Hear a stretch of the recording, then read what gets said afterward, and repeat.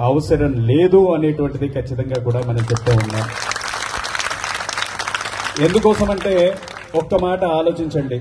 మనం అయ్యప్ప స్వామికి సంబంధించి ఇక్కడ పూజ చేస్తూ ఒక మాటని చెప్తున్నాం. పరశురామ ప్రతిష్ఠితమైనటువంటి దేవాలయంగా మనం శబరిమలై అయ్యప్ప స్వామిని కూడా చెప్పుకుంటూ ఉన్నాం. పరశురాముడు ఏ కాలానికి చెందినవాడు అంటే త్రేతాయుగానికి చెందినటువంటి వాడు పరశురాముడు. మరి త్రేతాయుగంలో ఎక్కడైనా మనం ఇస్లాం మతాన్ని చూసున్నామా?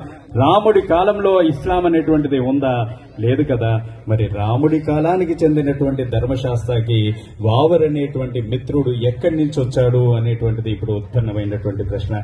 కాబట్టి చరిత్రను వక్రీకరిస్తూ అయ్యప్ప చరిత్రను మార్చేటువంటి ప్రయత్నం చేస్తున్నారు. కాబట్టి శబరిమలై వెళ్లేటువంటి ఏ అయ్యప్ప కూడా ఖచ్చితంగా వావరు మసీదుని దర్శనం చేసుకోవాలి అనేటువంటి నిబంధన లేదు. సనాతనమైనటువంటి హిందువుగా ఖచ్చితంగా అయ్యప్ప దీక్షని, అయ్యప్ప స్వామిని రక్షించేటువంటి ప్రయత్నాన్ని చేద్దాం. ఇక ముఖ్యంగా కూడా చెప్పుకుంటే అయ్యప్ప స్వామి దీక్షను వేస్తున్నాం, శబరిమలై వెళ్తున్నాం. దాదాపు ఇక్కడ ఈ స్వామి వాళ్ళ 18కి వచ్చాడు.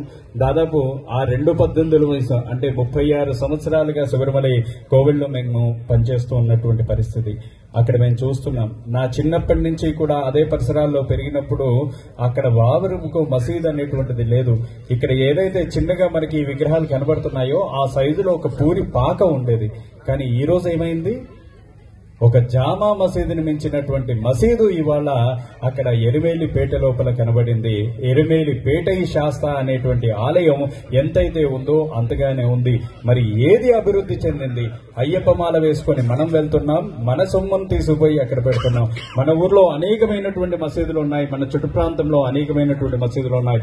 ఏ మసీదులోనైనా మనం ఎక్కడైనా కనీసం మనం దీపం వెలిగించామా, కొబ్బరికాయ కొట్టామా, ఆ మసీదులో మనకి ప్రసాదాన్ని పెట్టారా? ఒక్కసారి ఆలోచించండి. పెట్టలేదు కదా. మరి ఎరుమేలికి పోతే ఎందుకు?